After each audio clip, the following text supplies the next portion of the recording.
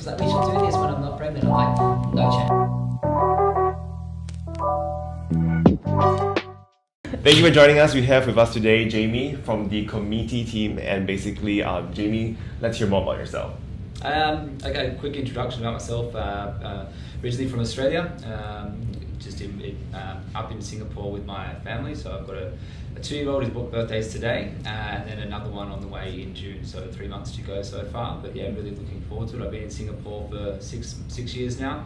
And yeah, really enjoying my time here and work in finance. I work as a wealth manager. My wife is in marketing, and yeah, really enjoying our time here in Singapore and loving the club. I've been a member here for almost a year now, and use this as a place for social, or also use it for work, and gets me out of the house and gets me obviously over the last 2 years with COVID. It's been a lot of people working from home and stuck in the 4 walls, but this is a great 4 walls to be working from, with a great vibe. So that's why I like it here. That's great. You need to let me do my job. Yeah. Because we went straight for all the answers. I'm like, Jamie, I'm not doing my work right now. I could read your mind. I could feel it. Okay, he's going through all the questions. Very nice. So other than work, what keeps you busy?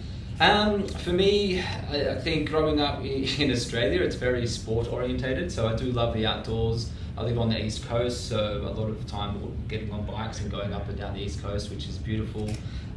Watching sports, obviously we had the Winter Olympics that were on recently. I recently recovered from COVID, so watching a lot of sport there. And I suppose just interacting and socialising with people. Like, I'm a very people's person. I like hearing about what other people's journeys and yeah, just socialising in general, more in general.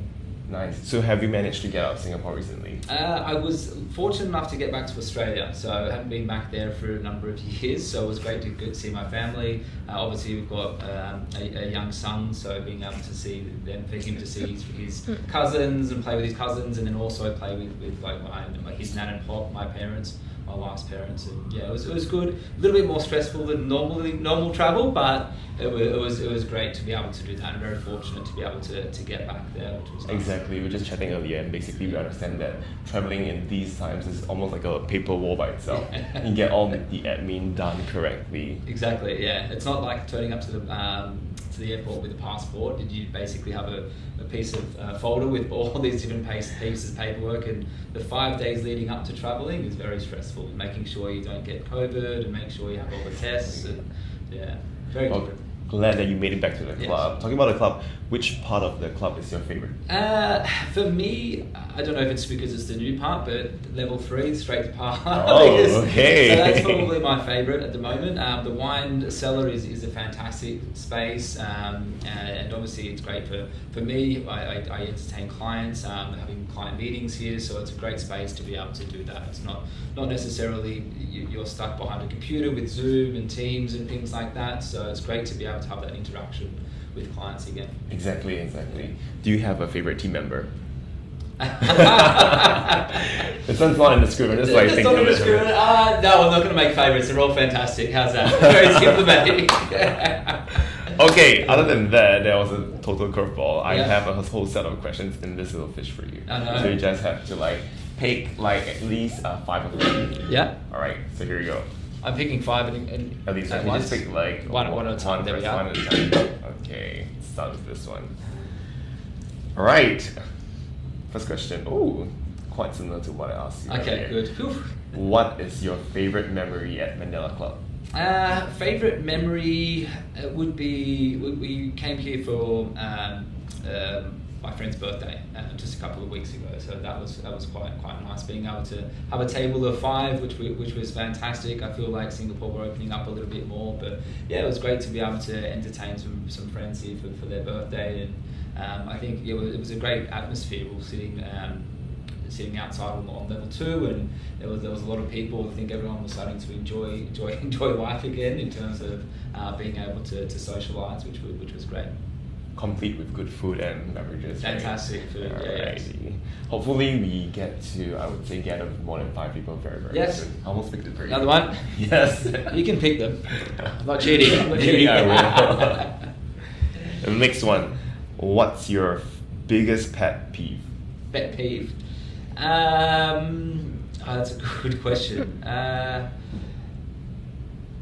For me, I think it's being stuck behind a computer most of the time. So, as I said before, I do love being outside. I do love sitting and talking to people. So that would be my biggest pet peeve. The last 2 years, having to be stuck behind a computer rather than the social interaction, rather than having that interaction face to face with clients and friends. I think that's my biggest thing. Technology has been fantastic in being able to connect us. So obviously being from Australia, it's been great to be able to have that communication and the actual FaceTime with relatives back home. But I think, that would be my biggest peeve, the screen time that we've all endured over the last few years. Exactly, I agree with you. Sometimes you wonder, like, why can't we just meet a person? Yeah. But also sometimes after you travel for a while, I'm like, we could have done this over Zoom. Yeah, exactly. Like that, right? It is more efficient, but it doesn't take away from the face-to-face interaction. Exactly. So. All right, third one. Next Go one. for it.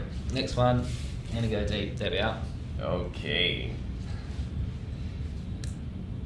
If you could live in any sitcom, which one would it be and who? Oh. Can think about this one. I would have like trouble thinking about this one. It's just my favorite show. So for me, I'm not much of a sitcom man, but if I was to say a reality TV show, I would have to say Selling Sunsets. Main reason, I love property, and I just think it's a fantastic, very, very easy watching show, and for me it's probably something that I could just watch and tune out for half an hour as I'm winding down. I watched one episode because one of our team members, Elena, recommended me to watch it. I'm quite sure you remember Elena. Yeah. So I was like, wow, it's so intense in just one episode. It is. But then again, it's so gender neutral. In the case that you could be any person in the show, who would you be? Yeah, in that show? Yeah. Well, probably one of the twins that own the place. That would be me, yeah. Not the ladies. No, there, well, closing the as sales. much as I like dress up, so I don't think I'll be getting into that. Okay, I'll pick the next one for you. Alright. Let's hope it's a good pick. Oh. Do you feel that you're young at heart or an old soul? Well, it's a hard one. I think I want to be young at heart, but my physical body probably thinks I'm 50 plus.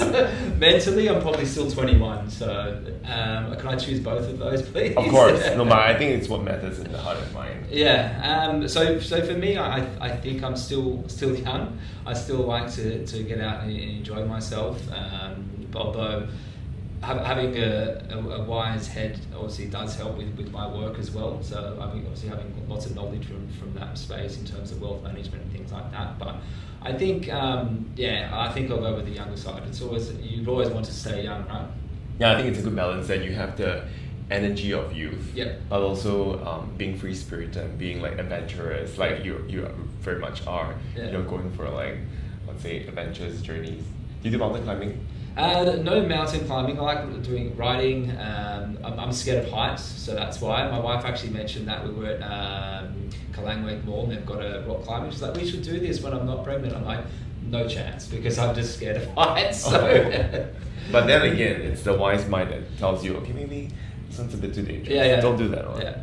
All right. Exactly. Here goes the fifth one. Yeah. Ooh. So, sorry. Good one. More towards tech. What is your most used emoji? The emoji that's got the one eye and the tongue out. Okay. I want to use. I don't know what I'm talking about most of the time, so I'll just throw that one in. So yeah. Is it a conversation starter or is it a conversation ender? I think it's just part of having a joke and having a laugh. But yeah, it's where you can say something cheeky and then you got your tongue out and your eyes closed. So and run exactly. conversation. Yeah. Okay, let's do one more. One more? You can go a couple more. Why not? Okay, let's do a few more. Let's go for 8 then. So this is number 6. Ooh, this is nice. Who was your first celebrity crush? Angelina Jolie. Oh. Yeah. So Tell us I keep more. on thinking that I'm Brad Pitt back in the day. We actually share the same birthday. So. See? Why? I don't know why. Maybe it's just the era when she was in some really good movies. She's obviously very attractive. again, she's a bit of an action, adventurous type person. So yeah, that would be my Hollywood crush. But it's okay, I'm quite sure you have your own Angelina Jolie right now. Yes, exactly, I do. Alright, next one. Dive in. Number 7. Oh, what's your love language? I forget what it is, hold on a sec. Word, acts of service. Okay. Yeah. I would much rather do something and help someone through that rather than like my wife is touch, and being in Singapore it's very hot, so I'm gets to a point I'm like, okay, I'm too hot now, I'm sweating, I just need a little bit of space, and she doesn't like that. But yeah, mine's acts of service, so helping out. I'd rather do something to help someone than, and that to me means a lot more than, say, for instance, you might say something to someone which would obviously lift their spirit, but I think leading by example and doing something is probably something that I kind of strive to do. That's very nice. What do you think is your most memorable act of service? I don't know. Doesn't have to be too intimate. Like, okay, I remember this one. Yeah.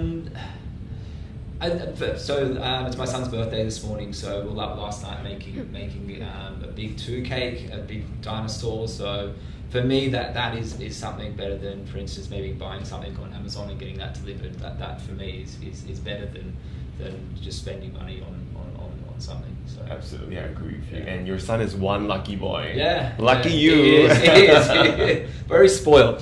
But that's okay. If you can't spoil your kids, then who can you spoil? Exactly, I agree with you. Definitely save all the money for them. Yeah. Last one. Would you rather be able to shapeshift or mind read? Mind read. Definitely mind read. Yeah.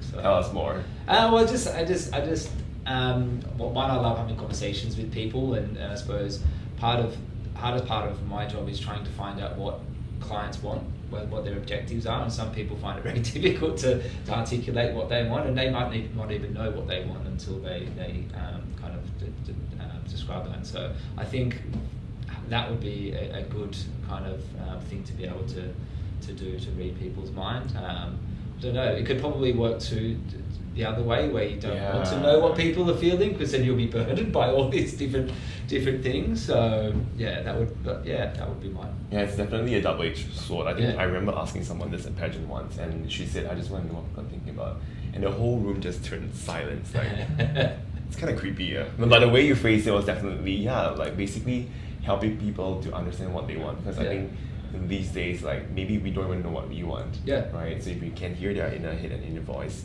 but you can definitely help them the way they want. Exactly. Yeah. So do you face a lot of these challenges at your work? With mind reading, definitely. Well, it's hard to do that through a computer screen, to obviously have that interaction. I suppose with my work, it's all about trying to help them and give them guidance and advice with financial matters, but also that stems into lots of different other areas. So a lot of times you can end up being a bit of a counsellor sometimes, because they come to you with not just financial things that they want to be doing, but other kind of hobbies or other pieces. And a lot of my clients are actually friends at the end of the day as well. So we have quite a good relationship there as well. Do you think it's a very, I would say, common problem that people seem to want something that is different from what they really want, or rather I would say they are not able to articulate what they truly want?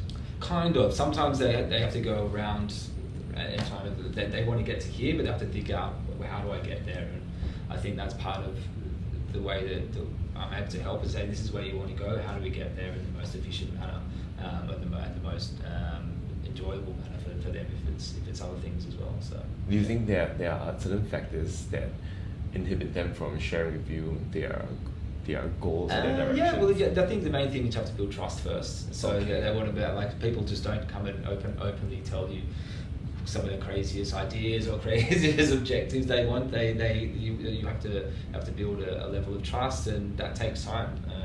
A lot of people they want to have a relationship in terms of getting to know you, getting to know the kind of person you are, and it could take 3, 6, 12 months for them to really tell you what their main objectives are. So. Understand. So if you had like some tips and golden words for, I would say, our members who are watching this video and they're very keen to go in a direction where you help, I would say, your clients, what would you advise for them? For me, I think it's, I'm a big list writer, so write down a list of the top things that you want and then prioritize them. But I also just think it's being a good listener. So for me, it is a lot about listening and understanding what people say. So a lot of people want to project what they want, but maybe you have to just sit back and take a seat back and say, okay, well, what does other people want as well? So I think it's obviously great to have a voice, but it's also good to be a listener as well. Thank you so much. Well, I like how the last question actually spun off to so many lots of golden nuggets. Yeah, for definitely our members to listen to. Well, Jamie's always in the club. And which part can they usually find you at? At the moment, level 3 most likely. Not in the wine cellar the whole time. I wish, but not all the time. Alright, so if you're looking for Jamie, you can find him on level 3. If like any other last words to leave our members with? Yeah, just come say hi. Obviously, great to catch up and enjoy the club. It's a fantastic place to work and to socialise. So I hope you enjoy it just as much as I do. Alright, thank you for joining us today, Jamie. Thank you. Cheers.